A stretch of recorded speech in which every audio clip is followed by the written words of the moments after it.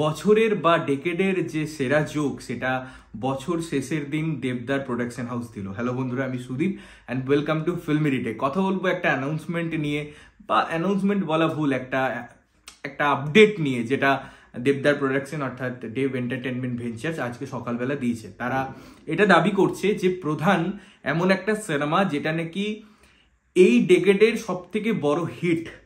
এবারে দেখুন, একটা সিনেমাকে প্রমোট করার বিভিন্ন ওয়ে আউট আছে, যেগুলো আমরা বলি সিনেমার আগে, রিলিজের আগে একটা প্রোডাকশন তার প্রমোশন করে একটা সিনেমা নিয়ে, সেটা বিভিন্ন ভাবে, কখনো সোশ্যাল মিডিয়ায়, কখনো তাদের যে মলে গিয়ে ভিজিট বা টিভিতে প্রমোশন, এগুলো হয়। এবং প্রি রিলিজ যে প্রোডাকশনের ফরম্যাট থাকে, যেটাকে আমরা প্রমোশন স্ট্র্যাটেজি বলি, সেক্ষেত্রে তারা বক্স অফিসের বিভিন্ন একটা ঝলক তুলে ধরে, শো এর হাউসফুল যাওয়া নিয়ে কথা বলে এবং বিভিন্ন রকম ব্লকবাস্টার তকমা এসব নিজেদের সিনেমাকে দিতে থাকে। এবারে আগেই ব্লকবাস্টার তকমাগুলো থার্ড পার্টি দিত, যে সিনেমাটা ব্লকবাস্টার হয়েছে তাদের যে কালেকশনের ভিত্তিতে, বাট এখন প্রোডাকশন হাউস নিজেরাই দিয়ে দেয়। এবারে দেখুন, আমি না প্রোডাকশন হাউসের যে কোনো বক্তব্যকে খুব রেসপেক্ট করি, যে তাদের যে ক্যালকুলেশন, তাদের যে হিসেব বা যে সমীক্ষা তারা করেছে, যে পরিমাণ টাকার অঙ্ক তাদের বাড়িতে উঠে আসছে, তারা সেটা অডিয়েন্সকে জানাচ্ছে, খুব ভালো কথা, আমি সেটা মেনে নিই।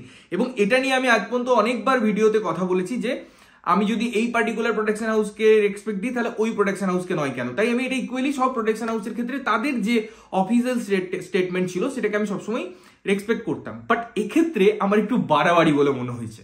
দেখুন, আজকে যদি আপনাকে এক সপ্তাহ বা দেড় সপ্তাহের মধ্যে এই ভার্ডিক্টটা পাস করতে হচ্ছে যেটা ডেকেডের সব থেকে বড় হিট, সেটা কখনোই পসিবল না। কারণ আপনারা বা আমরা প্রত্যেকেই জানি যে যে সিনেমাগুলো রিলিজ করেছে বড়দিনে, সেক্ষেত্রে একটা বিশাল সংখ্যক যে শো নাম্বার, সেটা ডাঙ্কি এবং সালার নিয়ে গেছে।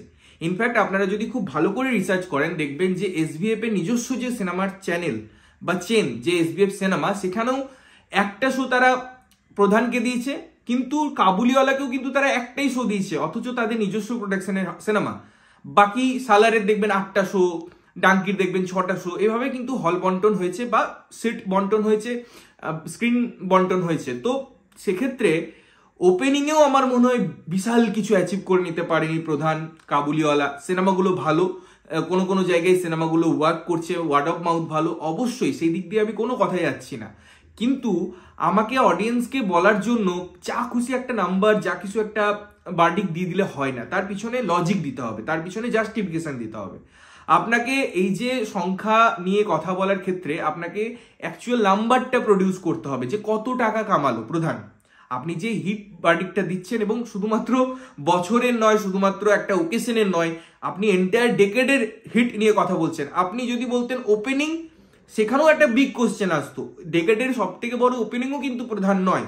আপাতত আমাদের কাছে যে ক্যালকুলেশন উঠে এসেছে, বা আমরা যেরকম মাল্টিপ্লেক্স চেন বা এই ধরনের জিনিসপত্র, সেখানের ভিত্তিতে একটা সমানুপাতিক সিঙ্গেল স্ক্রিনের বিজনেস নিয়ে যদি কথা বলি, আমাদের ক্যালকুলেশন বা যারা ট্রেড এক্সপার্ট আছে তাদের ক্যালকুলেশনে কিন্তু প্রধান কখনোই হিউজ নাম্বার একটা কালেকশন করতে পারেনি। আমি আবারও বলছি, সিনেমার মধ্যে পোটেন্সিয়াল আছে যে ভালো সিনেমা চলতে পারে, কিন্তু তার পিছনে অনেকগুলো দিক আছে, অনেকগুলো ফ্যাক্টর আছে, যেগুলো অন্যান্য সিনেমা রিলিজের ক্ষেত্রে হয়েছে।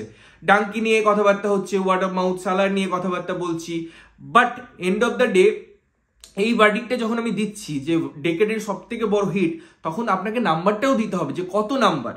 এই নাম্বারে কি 10 বছরে, বছরটা ভাবুন, 10-12 বছরে একটাও সিনেমা আসেনি যেটা এই সিনেমাটাকে টেক্কা দিতে পারে। এবং এই সিনেমার মধ্যেই বা এই বছরগুলোর মধ্যেই টনিক আছে, প্রজাপতি আছে, আমি দেবদারি সিনেমা নিয়ে এক্সাম্পল দিচ্ছি, অন্যান্য প্রোডাকশন ছেড়ে দিলাম, গোলন্দাজও কিন্তু আছে এই 10 বছরের মধ্যে, আপনাকে বুঝতে হবে।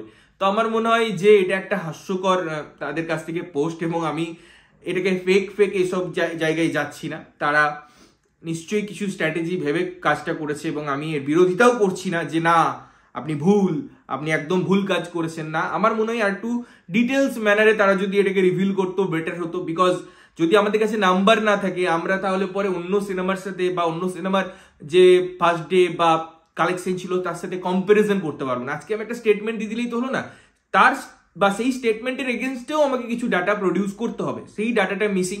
এবং সব থেকে বড় কথা, যে 1.5 সপ্তাহেই সিনেমাটা বিগেস্ট হিট বলে দেওয়া মানে এটা বোঝায় যে অন্যান্য সিনেমার যে লাইফ টাইম কালেকশনগুলো আছে সেটা হয়তো 4 সপ্তাহ, 5 সপ্তাহ, রক্তবীজের ক্ষেত্রে এখনো চলছে 75 দিন, এইসব সিনেমাগুলোকেও বিট করে গেছে। হিট মানেটা কি?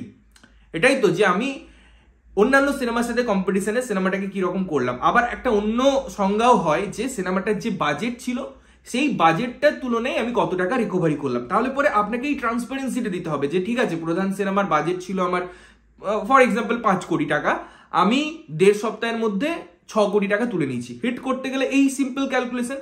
কিন্তু যদি আমাকে আপনি সেই সিনেমার ভ্যালু না বলছেন, আপনি একটা মন গড়া ভ্যালু, ঠিক আছে চলো আমাকে হিট তকমা দেওয়ার জন্য 5 কোটি টাকা খরচ হয়েছে, আমি 30 লাখ টাকা বলে দিচ্ছি, আমার 7 দিনে 9 দিনে 10 দিনে 70 লাখ টাকা উঠে এসছে, সিনেমাটাকে হিট, সেটা একটা অন্য ব্যাপার। কিন্তু ট্রান্সপারেন্সি কোথায়?